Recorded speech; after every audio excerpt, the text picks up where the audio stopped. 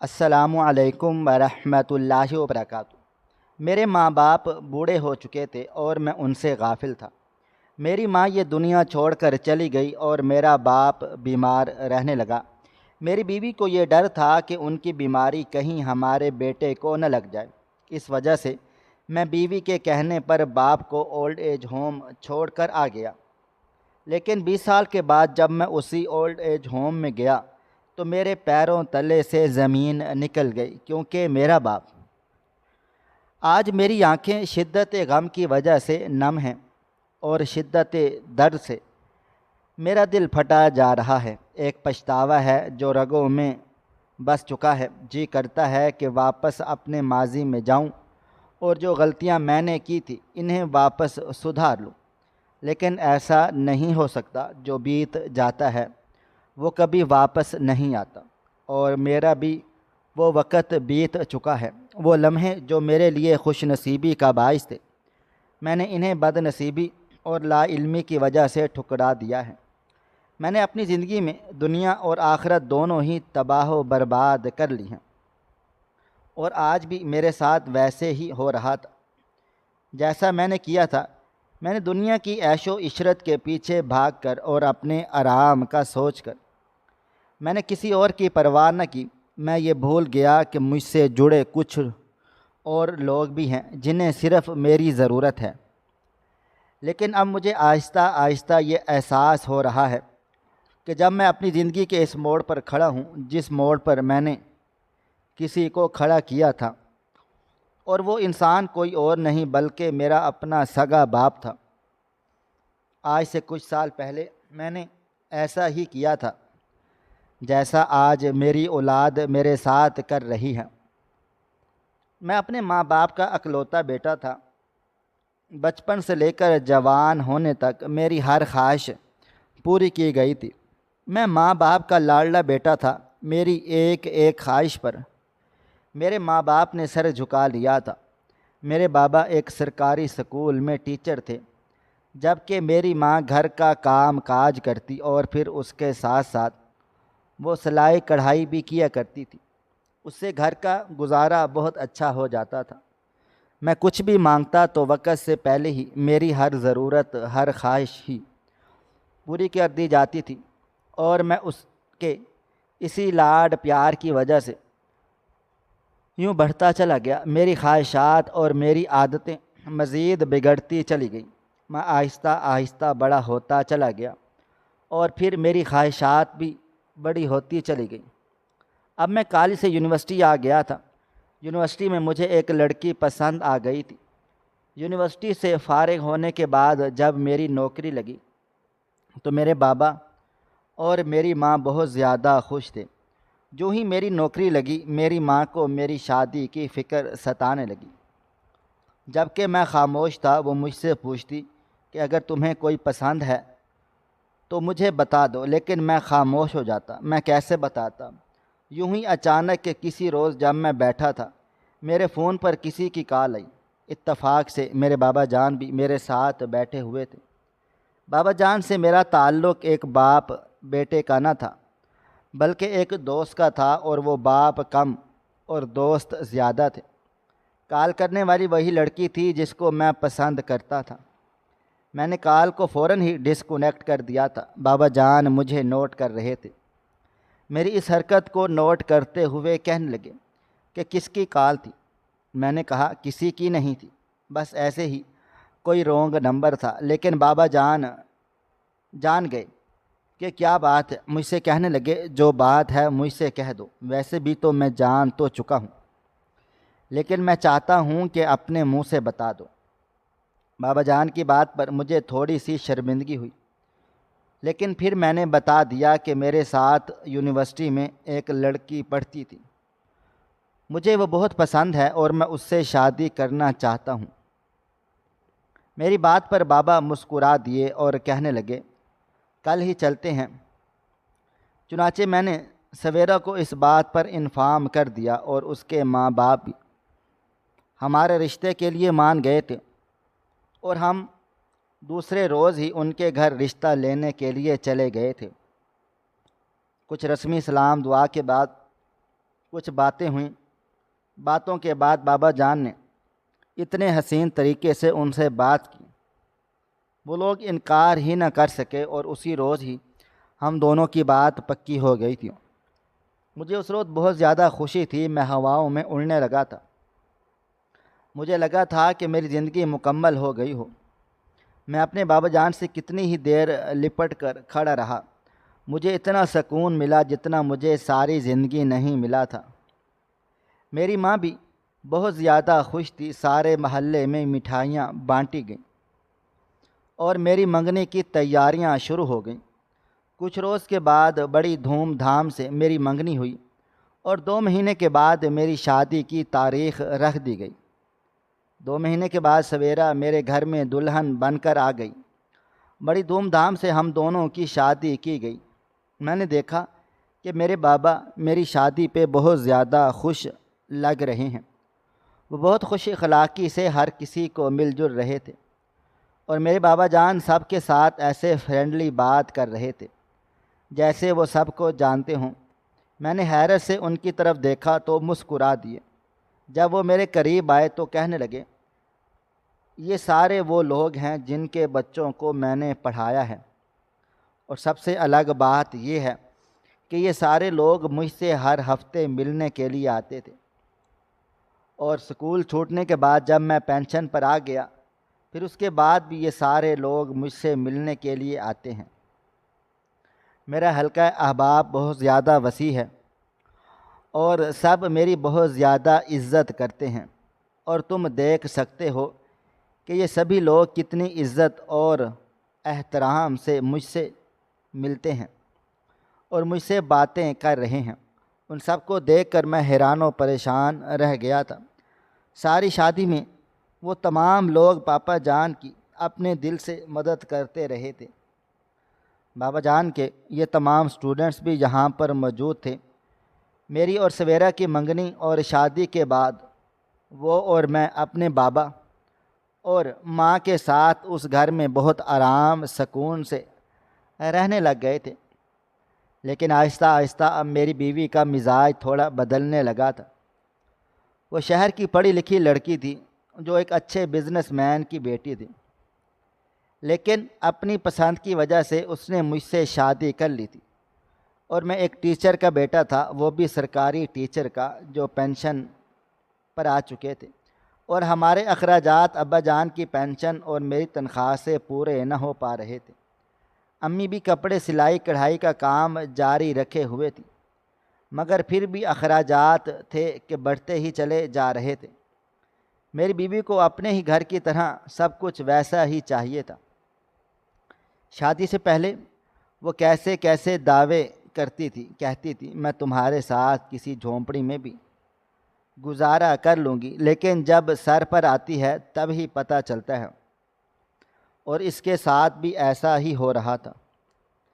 جب اس کی شادی ہو کر یہاں پر آئی تو سردیاں تھیں۔ سردیوں میں تو کوئی خاص مسئلہ نہ ہوا، لیکن جوں جوں موسم بدلنا شروع ہو گیا ویسے ویسے اس کے مزاج نے بدلنا شروع کر دیا تھا۔ سردیوں سے بہار اور پھر بہار سے گرمیوں کا موسم آنے لگا تھا۔ ہمارے گھر میں کوئی اے سی نہ تھا، ہم تو بس سیلنگ فین کے ساتھ ہی گزارا کر لیا کرتے تھے، مگر میری بیوی کو تو اے سیوں کی عادت تھی۔ ہم تو چلو چھت پر بھی سو جایا کرتے تھے، مگر میری بیوی صرف اور صرف کمرے میں سونے کی عادی تھی۔ نہ تو وہ کبھی چھت پر سوئی تھی اور نہ ہی کبھی وہ کمرے سے باہر سوئی تھی۔ لیکن ہمارے ہاں یہ رواج نہ تھا۔ اس نے مجھ سے لڑنا اور جھگڑنا شروع کر دیا، اور وہ تمام آسائشیں مانگنے لگ گئی جو اس کے ماں باپ کے گھر میں میسر تھی، لیکن میں یہ کوئی بھی آسائش اسے نہیں دے سکتا تھا۔ یوں بات بات پر ہمارے درمیان جھگڑا ہونے لگا، اور وہ مجھ سے اکثر خفا رہنے لگ گئی تھی۔ یوں تقریباً 1 سال گزر گیا۔ 1 سال کے بعد اللہ تعالیٰ نے ہمیں ایک چاند سا بیٹا عطا کیا۔ میرا بیٹا ہونے کی خوشی پر میرے ماں اور باپ دونوں ہی بہت زیادہ خوش تھے۔ دونوں نے پورے محلے میں مٹھائیاں بانٹی تھیں۔ سارے محلے کے لوگ میرے بیٹے کو دیکھنے کے لیے آئے ہوئے تھے۔ ہمارے گھر میں خوشیاں ہی خوشیاں تھیں۔ اب میری بیوی نے ایک اور تماشا کھڑا کر دیا تھا۔ وہ کہتی تھی کہ ہمیں بیبی کے لیے ایک الگ روم بنانا چاہیے جہاں پر وہ کھیل کود سکے۔ بیبی بڑا ہو رہا ہے اور اب اسے آہستہ آہستہ خود سے دور کسی دوسرے کمرے میں سلانا چاہیے۔ ہمارے گھر میں صرف 2 ہی کمرے تھے، ایک میں سویرا رہتے تھے اور دوسرے میں میرے امی اور ابو رہتے تھے۔ میرے لیے تیسرا کمرہ بنانا بہت مشکل تھا، جبکہ ہمارے گھر میں اتنی بھی جگہ نہ تھی کہ تیسرا کمرہ بن پاتا۔ میں خاموش ہو گیا، اپنی بیوی کو سمجھانے لگا کہ میں آخر تیسرا کمرہ کیسے بناؤں۔ ہمارے گھر میں صرف 2 ہی کمرے ہیں اور آگے چھوٹا سا صحن ہے۔ اس صحن میں تو ہم کمرہ بنانے سے رہے، اب ہم بنائیں بھی تو کہاں؟ میری بیوی میری کوئی بھی بات نہیں سن رہی تھی۔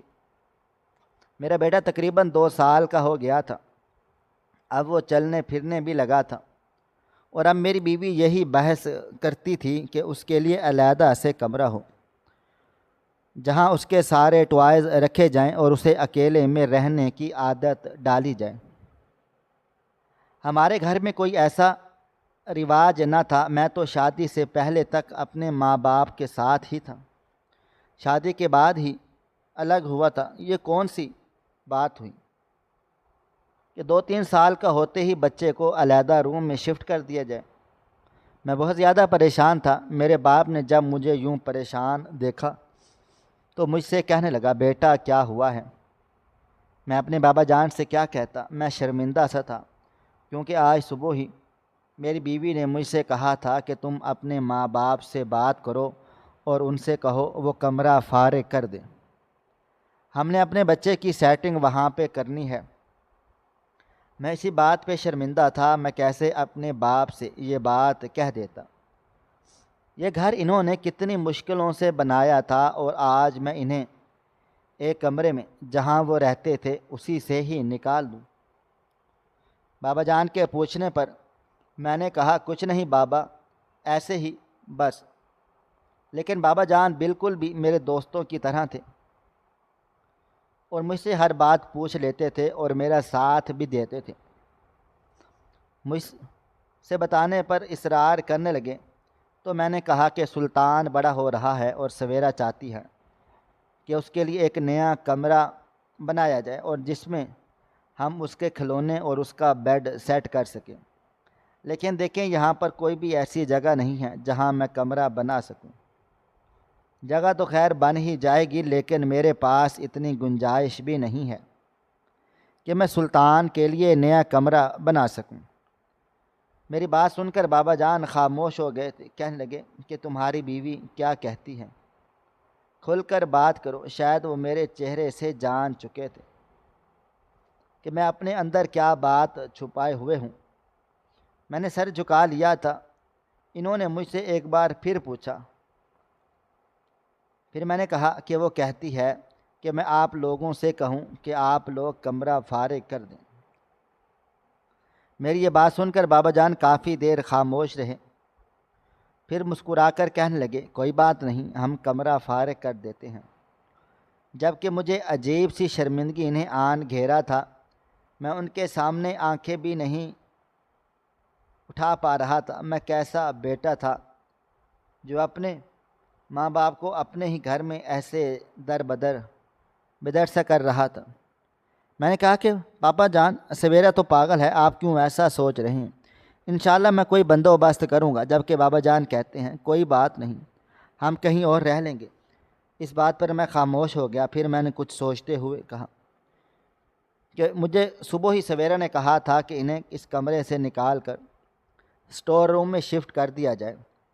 اسٹور روم بابا اور ماما کے کمرے کے ساتھ ہی تھا۔ میں نے پاپا سے کہا کہ کیوں نہ میں آپ کا سامان اسٹور روم میں شفٹ کروا دوں۔ میری بات پر بابا جان خاموش ہو گئے تھے۔ کافی دیر چپ چاپ رہنے کے بعد کہنے لگے، ٹھیک ہے، جیسا مناسب لگے ویسا ہی کرو۔ اب کی بار مجھے تھوڑی سی ناراضگی محسوس ہو رہی تھی۔ جیسے مجھے لگ رہا تھا کہ وہ کہہ رہے ہیں کہ مجھے تم سے یہ امید نہیں تھی، لیکن میں خاموش رہا۔ میں مسکراتے ہوئے اٹھا اور سویرا کو آوازیں دینے لگا۔ سویرا اندر کمرے میں سلطان کی دیکھ بھال کر رہی تھی، جبکہ امی کچن میں موجود تھی۔ سویرا کوئی کام نہ کرتی، وہ بس اپنے ہی کمرے میں رہتی تھی، صرف اپنے کمرے کی صفائی ستھرائی کرتی اور باقی گھر کے کاموں سے دور رہتی تھی، جبکہ گھر کے سارے کام کاج امی ہی کیا کرتی تھی۔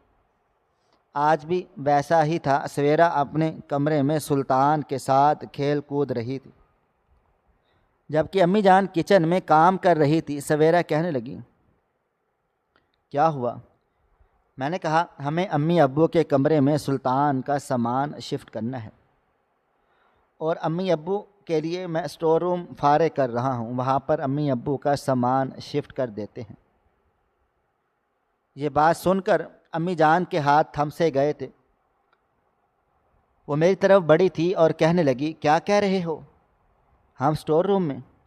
جبکہ میرے پیچھے بابا جان نے انہیں اشارہ کیا کہ خاموش رہو۔ امی خاموشی سے ایک بار پھر سے اپنا کام کرنے لگی، لیکن امی کے لہجے میں اور ان کی ارد گرد مجھے وہ اداسی محسوس ہو گئی جو انہیں خود محسوس ہو رہی تھی۔ میں لمحے بھر کے لیے شرمندہ سا ہوا، لیکن ایک بار پھر سے مجھے جب یہ خیال آیا کہ میری ایک اور خواہش پوری ہو گئی ہے، تو میں خوشی سے یہ سارا کچھ بھول گیا۔ میں نے اسٹور روم سے ڈسٹ اور سامان کو صاف کیا اور پھر اس میں امی اور ابو کا سامان شفٹ کروا دیا۔ اب سویرا بھی خوش تھی، میں بھی خوش تھا۔ سلطان بھی اپنے نئے کمرے میں آنے کے بعد بہت زیادہ اچھل کود کر رہا تھا۔ اسٹور روم میں شفٹ ہونے کے بعد میں نے ایک بار پھر سے اپنی زندگی میں مصروفیت اختیار کر لی تھی اور امی ابو سے بالکل ہی لا تعلق سا ہو گیا تھا۔ یوں ہی دن گزرتے چلے گئے اور میری مصروفیات میں اضافہ ہونے لگا۔ ایک روز بابا جان میرے کمرے کا دروازہ کھٹکھٹانے آئے۔ یہ رات کا وقت تھا۔ مجھ سے کہنے لگے کہ تمہاری ماں کی طبیعت بہت زیادہ خراب ہے، ذرا آ کر دیکھ ہی لو۔ میں کام سے تھکا ہارا آیا تھا، سو رہا تھا، بہت زیادہ سردی تھی اور مجھ سے اٹھا نہیں جا رہا تھا۔ میری بیوی نے مجھے منع کر دیا تھا۔ میں خاموش ہو گیا۔ میں نے بابا سے کہا کہ ابھی میں سو رہا ہوں، کل صبح دیکھ لوں گا، کسی ڈاکٹر کو بلوا لوں گا۔ لیکن بابا جان کافی پریشان لگ رہے تھے۔ میں نے ان کی پریشانی نہ دیکھی اور اپنی جگہ پر جا کر لیٹ گیا، لیکن اس کے بعد میرا دل کافی گھبرانے لگا تھا۔ میں نے اپنی بیوی سے کہا کہ مجھے جا کر ایک بار دیکھ لینا چاہیے، بابا جان کیا کہنا چاہ رہے ہیں۔ امی کی طبیعت تو ٹھیک ہے نا؟ لیکن میری بیوی نے کہا، کوئی ضرورت نہیں ہے جانے کی، اگر آپ کہیں گئے تو میں آپ سے بات چیت نہیں کروں گی۔ میں خاموش ہو کر اپنی جگہ پر لیٹا رہا۔ جب صبح میری آنکھ کھلی تو گھر میں کافی خاموشی سی تھی۔ میں اٹھ کر باہر چلا آیا تو میں نے دیکھا آج کچن میں کوئی موجود نہ تھا، ورنہ روزانہ تو اس وقت امی جان ناشتہ بنا کر میرے انتظار میں ہوتی تھی۔ میں نے ادھر ادھر دیکھا، امی جان کہیں نظر نہیں آ رہے تھے۔ عموماً ناشتہ امی بنا کر ابو کے ساتھ ڈائننگ ٹیبل پر بیٹھی ہوئی ہوتی تھی، کچن میں ہی، اور ابو ہمیشہ امی کے ہاتھ کے ناشتے کی تعریف کرتے نظر آتے تھے۔ آج تو ایسا کچھ بھی نہیں تھا۔ بابا جان بھی یہاں پر موجود نہ تھے، امی بھی نہ تھی۔ میں نے خاموشی سے کچھ دیر انتظار کر لیا، لیکن جب میں نے ان دونوں کو نہ پایا تو میں نے جان کر ان کے دروازے پر دستک دی۔ اندر سے کوئی جواب نہ آیا۔ میں نے جب دروازے کو ہاتھ لگایا، دروازہ کھلا ہوا تھا۔ امی ابو دونوں کمرے میں موجود نہ تھے۔ میرے پیروں تلے سے زمین نکل گئی تھی۔ میں نے ادھر ادھر سارے گھر میں دیکھا۔ میں سلطان کے کمرے میں گیا، سلطان بھی اکیلا سو رہا تھا۔ پورے گھر میں تلاشی کرنے کے بعد جب امی ابو مجھے کہیں بھی نہ ملے تو میں بہت زیادہ بے چین سا ہو گیا تھا۔ میری بیوی بھی تب اٹھ کر آ گئی تھی، کہنے لگی، کہاں ہیں امی جان؟ ابھی تک انہوں نے کھانا نہیں بنایا، اب دیکھیں نا آپ کا وقت جا رہا ہے، آپ لیٹ ہو رہے ہیں۔ جب کہ میں نے اس سے کہا کہ امی ابو گھر پر موجود نہیں ہیں، نہ جانے امی ابو کہاں پر چلے گئے ہیں۔ یہ سن کر وہ بھی خاموش ہو گئی۔ ہم دونوں سوچنے لگ گئے کہ آخر امی ابو کہاں پر جا سکتے ہیں۔ میں نے باہر سے نکل کر ادھر ادھر دیکھا تو اکثر مجھے ابو پارک میں مل جایا کرتے تھے، لیکن آج پارک میں بھی ابو نہیں ملے تھے۔ میں نے دیکھا کہ پڑوسیوں کے گھر ابھی تک بھی کوئی نہیں اٹھا تھا۔ امی ابو آخر کہاں جا سکتے تھے؟ میں تھک ہار کر واپس گھر لوٹا تھا۔ کچھ دیر کے بعد دروازہ کھلا اور میں نے دیکھا کہ بابا جان امی کو پکڑے گھر میں داخل ہو رہے تھے۔ میں نے کہا کیا ہوا؟ ابو نے کہا کچھ نہیں، تمہاری ماں کی طبیعت رات خراب ہو گئی تھی، اسے لے کر ہسپتال چلا گیا تھا۔ ساری رات تمہاری امی کو ہوش نہیں آیا، ابھی ہوش آیا ہے تو میں اسے لے کر آیا ہوں۔ یہ کہہ کر بابا اور ماما دونوں ہی اپنے کمرے کی طرف چل دیے تھے۔ میں بھی خاموشی سے اٹھا، اپنا بیگ اٹھایا اور اپنے آفس کے لیے نکل گیا۔ واپسی پر میں نے دیکھا کہ میرے گھر کے باہر لوگوں کا ہجوم کھڑا ہے۔ میں دیکھ کر حیران رہ گیا۔ میں نے کہا کیا ہو گیا ہے؟ میں نے سب کو ہٹایا اور اپنے گھر میں داخل ہونے لگا۔ مجھے سمجھ نہیں آ رہی تھی، لوگ حیران و پریشان کھڑے میری طرف دیکھ کر لوگ عجیب عجیب باتیں کر رہے تھے۔ میں نے جب اندر جھانکا تو چارپائی پر کوئی سو رہا تھا، اس پر سفید چادر بچھی ہوئی تھی۔ یہ کوئی اور نہیں، میری والدہ تھی۔ میری والدہ انتقال کر گئی تھی۔ یہ دیکھ کر میری آنکھوں سے آنسو نکل آئے۔ میں رونے لگا اور کہنے لگا یہ کیا ہو گیا ہے بابا جان؟ بابا خاموش رہے۔ وہ کیا کہتے، جبکہ ساری غلطی میری ہی تھی۔ اگر کل رات کو میں وقت پر اٹھ جاتا تو آج شاید امی جان زندہ ہوتی، لیکن آج صبح بھی میں نے امی سے کوئی بات چیت نہ کی تھی۔ بنا بات کیے ہی میں آفس چلا گیا اور جب آیا تو امی جان کی ڈیتھ ہو گئی تھی۔ امی کی وفات کے بعد میں بہت زیادہ اداس رہنے لگا، لیکن میری بیوی کہنے لگی کوئی بات نہیں، ایسا ہوتا ہے، ہر کسی کے ماں باپ چلے جاتے ہیں، سب نے ہی جانا ہے ایک دن، انہوں نے بھی جانا تھا، وہ چلی گئیں، اب آپ صبر کیجئے اور اپنے کام پر واپس جائیں۔ کچھ روز کے بعد میں نے جب دوبارہ سے اپنا آفس جوائن کر لیا تھا، پہلے سے زیادہ مصروفیات ہو گئی تھیں، کیونکہ کچھ روز کا ناغہ تھا اور میں نے ایک ساتھ کام کرنا تھا۔ امی جان کے چلے جانے کے بعد بابا بھی بیمار رہنے لگے۔ امی کے جانے کا غم بابا جان برداشت نہ کر سکے، وہ اب بوڑھے ہو گئے تھے۔ امی جان کا غم انہیں اور بوڑھا کیا جا رہا تھا۔ اب وہ اکثر کھانستے رہے۔ ان کا کمرہ بالکل ہی سلطان کے کمرے کے ساتھ تھا۔ جب وہ کھانستے تو میری نیند بھی خراب ہو جاتی، تو کیسے سلطان کی نیند خراب نہ ہوتی۔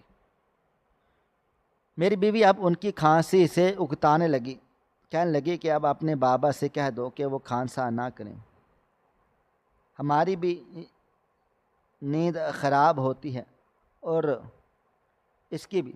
صبح سلطان کو اسکول جانا ہوتا ہے، نہ جانے وہ اسکول میں کیسے دن گزارتا ہوگا۔ نیند رات کو ساری رات تمہارے بابا کھانستے رہتے ہیں، میری نیند بھی پوری نہیں ہو پاتی، میں خاموش ہو جاتا ہوں۔ اپنے بابا جان کو کیا کہنا تھا کہ جب میری بیوی بہت زیادہ تنگ ہوئی، مجھ سے کہنے لگی اسے اولڈ ایج ہوم بھیج دو۔ میں پاگل ہوں، میں خاموش ہو گیا۔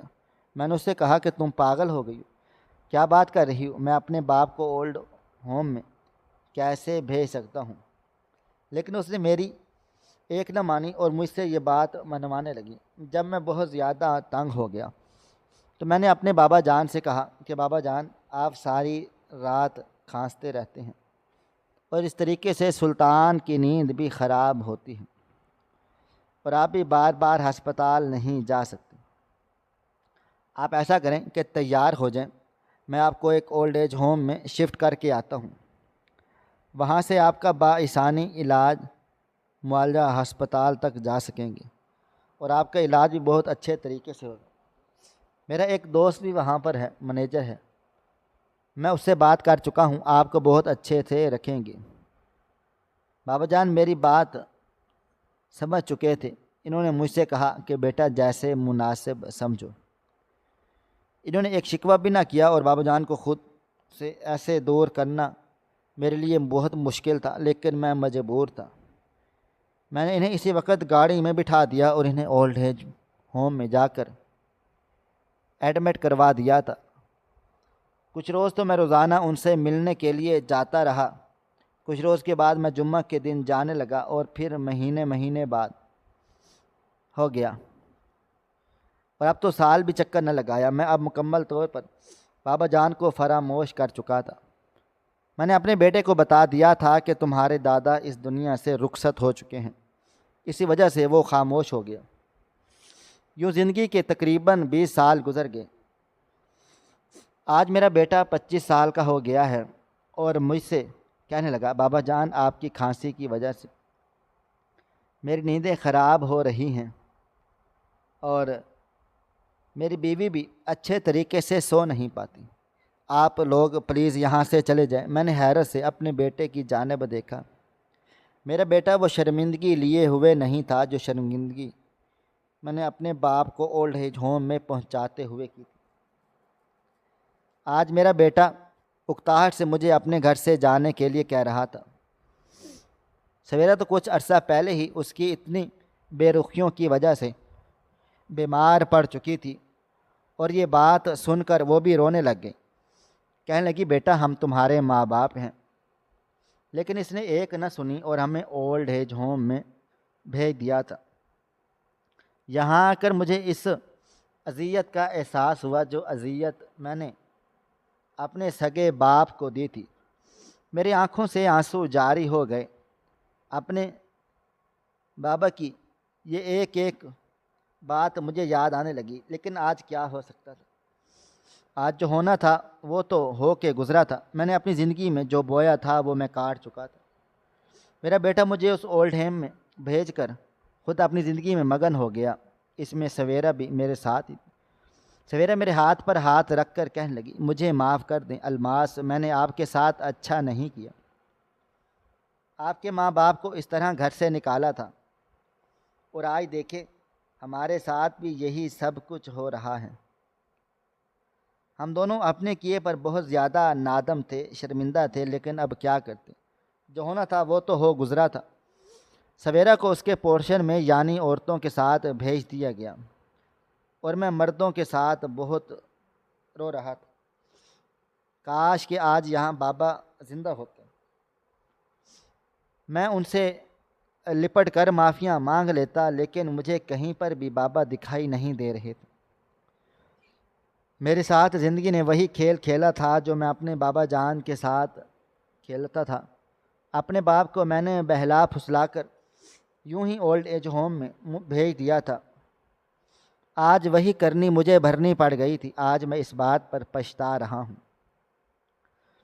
کہ کاش میں اس وقت اپنے ماں باپ کی خدمت کرتا، تو آج میری اولاد بھی میری خدمت کر رہی ہوتی، لیکن ایسا کچھ بھی نہ ہوا۔ میں نے اپنے ماں باپ کی نافرمانی کی کہ میری اولاد بھی میری ہی طرح نافرمان ہو گئی۔ میں بیٹھا یہی سوچ رہا تھا کہ مجھے بوڑھے لوگوں میں ایک چہرہ دکھائی دیا۔ یہ چہرہ وہی چہرہ تھا جو 20 سال پہلے میں یہاں چھوڑ کر چلا گیا تھا۔ یہ میرے بابا جان تھے۔ مجھے دیکھ کر نم آنکھیں کیے اپنی باہیں کھولے، میری طرف رو رو کر کہہ رہے تھے میرا الماس، میرا بیٹا۔ میں جا کر ان سے لپٹ گیا اور کافی دیر تک روتا رہا۔ بابا جان اب چلنے پھرنے سے بھی عاجز آ چکے ہیں، لیکن آج بھی بابا میرے انتظار میں تھے۔ مجھے دیکھ کر مجھ سے مل کر ایک ہچکی لی اور اس جہان فانی سے رخصت ہو گئے۔ ایک پچھتاوا میرے دل میں کسک کر رہ گیا تھا کہ کاش میں اس وقت اپنے بابا کی خدمت کرتا تو آج بابا مجھ سے راضی ہو کر جاتے۔ یوں بابا نے مجھے گلے سے لگایا اور مجھ سے مل کر گئے تھے، لیکن میں جانتا ہوں کہ جو غلط کام میں نے اپنے بابا کے ساتھ کیا آج وہی میرے ساتھ ہو رہا ہے۔ اب میں ہر کسی سے یہی کہتا ہوں کہ میرے اپنے ماں باپ کی زندگی کی قدر کرو، ان کے ہونے کی قدر کرو، ان کی خدمت کرو اور اپنی زندگی اور آخرت دونوں ہی سنوارو، ورنہ اس طرح سے ماں باپ کو ذلیل و رسوا کرنے والوں کے حصے میں بھی ضلالت اور رسوائی ہی ہوتی ہے، جس طرح کہ میرے حصے میں آئی تھی۔ میری ماں باپ مجھ سے ناراضگی کی حالت میں بھی اس جہان فانی سے رخصت ہو گئے، اور اب میں اپنی موت کے انتظار میں ہوں۔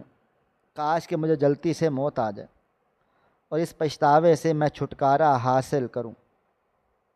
میں ہر کسی سے کہتا ہوں کہ اپنے والدین کی قدر کریں، ورنہ میری طرح پچھتاوے کے سوا کچھ بھی ہاتھ نہیں آئے گا۔ مجھے تو زندگی نے مہلت دے دی تھی، میرے ماں باپ کی نعمتیں تھیں، لیکن میں انہیں ٹھکرا دیا اور اپنی عیش و آرام کے پیچھے بھاگنے لگا۔ اپنی اس اولاد کے لیے میں نے اپنے ماں باپ کو یوں ہی تنہا چھوڑ ڈالا تھا، اور اپنی موت کے ذمہ دار میں بھی خود ہوں۔ اپنے باپ کو اولڈ ایج ہوم تک پہنچانے والا بھی میں ہی ہوں۔ میری وجہ سے میرے ماں باپ نے کتنی مشکلات سہیں، لیکن میں نے انہیں ایک ہی پل میں خود سے دور کر دیا، اور جس اولاد کے لیے میں نے اپنی ساری زندگی وقف کر دی، آج وہی اولاد مجھے بھی یہیں اولڈ ایج ہوم میں بھیج چکی ہے۔ یوں تو بابا جان میرے انتظار میں تھے، مجھ سے مل کر گئے تھے، لیکن میں جانتا ہوں کہ جو کارنامہ میں نے سر انجام دیا تھا وہ میرے بابا جان کے دل پر نقش تھا۔ آخر کار میں نے ان کو اذیتیں دی تھیں، ان اذیتوں کا مداوع آخر کون کر سکتا تھا؟ کوئی بھی نہیں، وہ ازالہ کرنا چاہتا، لیکن آج میرے ہاتھ میں کچھ بھی نہیں۔ آج تو میں بھی اسی دہلیز پر ہوں جس دہلیز پر میں نے اپنے بابا کو پہنچایا تھا۔ میرے بابا کتنے روئے ہوں گے، کتنے تڑپے ہوں گے، کتنی بار بار بلایا ہوگا مجھے، جس طرح آج میں اپنے بیٹے کے لیے رو رہا ہوں، اسے بلا رہا ہوں، لیکن میرے بیٹے کو ذرا برابر بھی خیال نہیں۔ وہ بالکل بھی میرے پاس نہیں آتا، میں بھی تو اپنے پاپا کے پاس نہیں جاتا تھا۔ اب تو سوائے محرومی اور پچھتاوے کے میرے پاس کچھ بھی نہیں بچا۔ خدا ہر کسی کے والدین کا سایہ ان کے سروں پر ہمیشہ سلامت رکھے، اور خدا ہر کسی کو یہ توفیق عطا فرما دے کہ وہ اپنے ماں باپ کی خدمت کریں، انہیں اپنے سینے سے لگا کر رکھیں، ان کے دکھ سکھ بانٹیں، اور انہیں ہمیشہ سے عزت و احترام سے رکھیں، نہ کہ دنیا کی رنگینیوں میں کھو کر اپنے والدین کو یوں دنیا کی بھیڑ میں تنہا اکیلا چھوڑ دیں، جس طرح سے میں نے چھوڑا تھا۔ میرے حصے میں تو اب پچھتاوے ہی پچھتاوے ہیں۔ اب میں چاہتا ہوں کہ کسی اور کے حصے میں یہ سب کچھ نہ آئے، اس لیے میں آپ سب کو یہ اپنی کہانی، اپنی بات سمجھائی، اپنی کہانی سنائی، تاکہ آپ لوگ اپنے ماں باپ جیسے عظیم ہستیوں کو اپنے پاس سنبھال کر رکھیں، ان کی دعائیں لیں۔ ان کی دعاؤں سے اللہ تعالیٰ آپ کو ایسا رنگ لگائیں گے، اور آپ میری طرح سے ذلیل و رسوا ہونے سے اور پچھتاوے سے بچ جائیں گے۔ ایک بزرگ بیمار ہوئے تو ان کی والدہ ان کی عیادت کو تشریف لائیں۔ وہ بزرگ اپنی والدہ کی آمد کا سن کر حشاش بشاش ہو کر اٹھ بیٹھے، اور والدہ کے سر کا بوسہ اور پاؤں کا بوسہ لیا، اپنی حالت کا ادارک ان کو نہ ہونے دیا، اور نہایت چستی کی حالت میں بیٹھ کر والدہ سے بات چیت کرتے رہے۔ مگر جو ہی والدہ گھر سے رخصت ہوئی، یہ تکلیف کی وجہ سے بستر پر گر پڑے اور ان پر غشی طاری ہو گئی۔ جب ہوش آیا تو اہل خانہ نے پوچھا کہ آپ نے اس طرح سے اپنے آپ کو مشقت میں کیوں ڈالا؟ تو فرمانے لگے کہ بچے کی ہر آئے اور درد بھری آواز والدین کے دل میں زخم کر دیتی ہے، اس لیے میں اپنی والدہ کو اس کے عذاب سے گزارنا نہیں چاہتا۔ شاید آپ کے والدین نے آپ کی توقعات کو پورا نہ کیا ہو، مگر یقین کریں ان کے پاس جو کچھ بھی تھا انہوں نے وہ سب کچھ آپ پر لوٹا دیا ہے۔ جب ہم زندگی کی رونقوں میں مشغول ہو جاتے ہیں تو بھلے والدین کو بھول جائیں، لیکن دکھ میں سب سے پہلے وہی یاد آتے ہیں۔ والدین کی قدر کرو، یہ وہ درخت ہے جو اکھڑ جائے تو پھر کبھی بھی نہیں لگتا۔ ان کی خدمت کر کے دعاؤں کے پھل سمیٹ لوں۔ ماں زندگی کی تاریک راہوں میں روشنی کا مینار ہے، اور باپ ٹھوکروں سے بچانے والا مضبوط سہارا۔ اور وقت کے ساتھ ساتھ گزار دو، ان باتوں سے کرو۔ ایک دن آئے گا جب وہ خاموش ہو جائیں گے، انہیں اپنی مرضی سے جینے دو، خوش رہنے دو۔ ایک دن وہ تمہیں سب کچھ چھوڑ کر چلے جائیں گے، اور پھر وہی باتیں کریں گے۔ انہیں ٹوکو مت، کیونکہ ایک تم ان کی آواز کے لیے ترس جاؤ گے۔